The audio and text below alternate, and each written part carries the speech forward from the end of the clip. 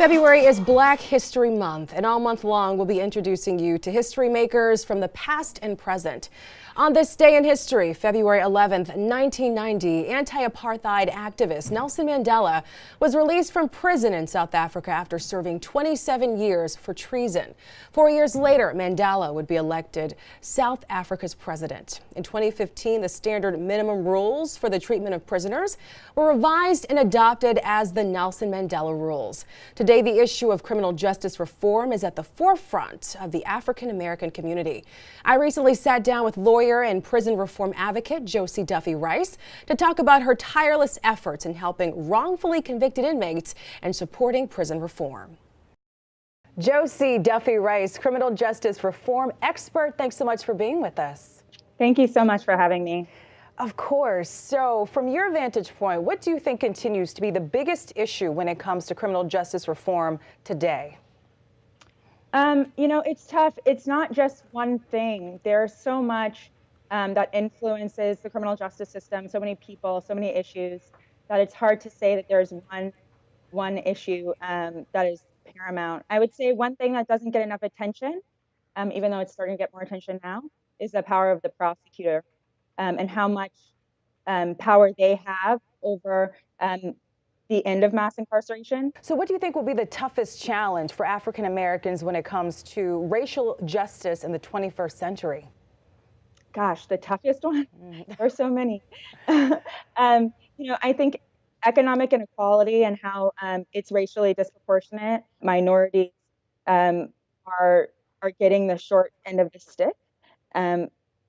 So much of the system and the systems that we see, from education to healthcare to criminal justice to housing, everything is biased against minorities and gives minorities a disadvantage from the beginning to end. And as a lawyer, what is the most broken part of America's justice system?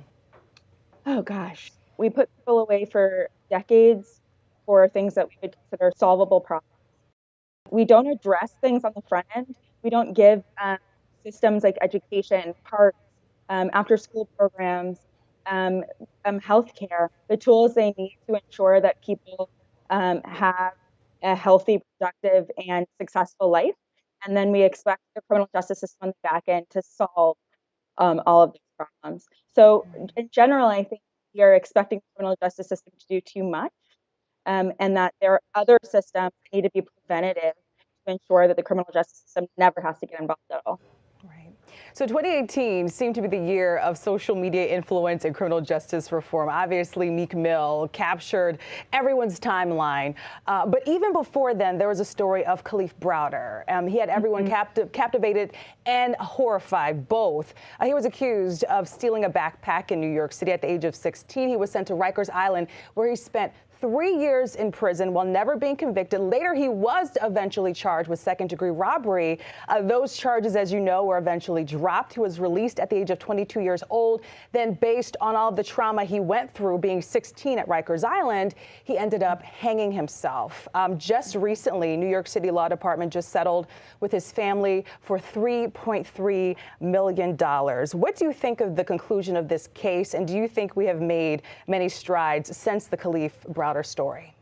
Well, what Kalief Browder really encompasses and shows is the pain and destruction that money bail inflicts on families of color and poor families. Kalief Browder was a child, and the reason he sat in jail so long without actually going to trial, without even actually being charged, without being convicted of anything, is because his family couldn't afford his bail. And that ultimately resulted in the end of his life. I think that Kalief Browder's death has inspired a broader conversation about money bail. I mean, it's just such a unbelievable injustice what happened to him, and not something that we imagine can happen in this country. And it does. It happens every day.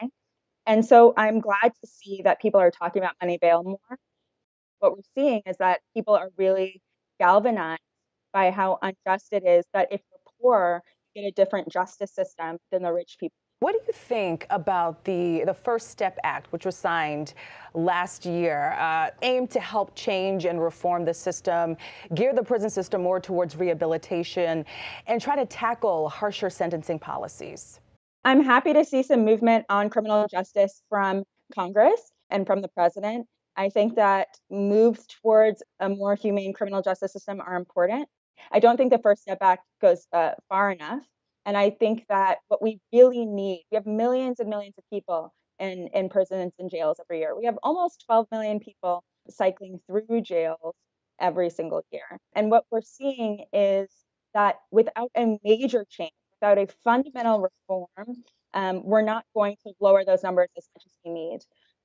So it was a good first step, but it is not nearly enough. And I am worried because it took a lot to get us even there.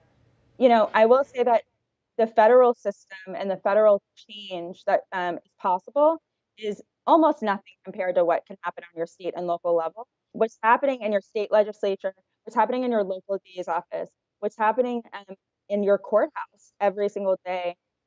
If you give that as much attention as we gave the First Step Back, that's how we'll really address mass incarceration in this country. Josie Duffy Rice, criminal justice reform expert. Thank you so much. Thank you so much.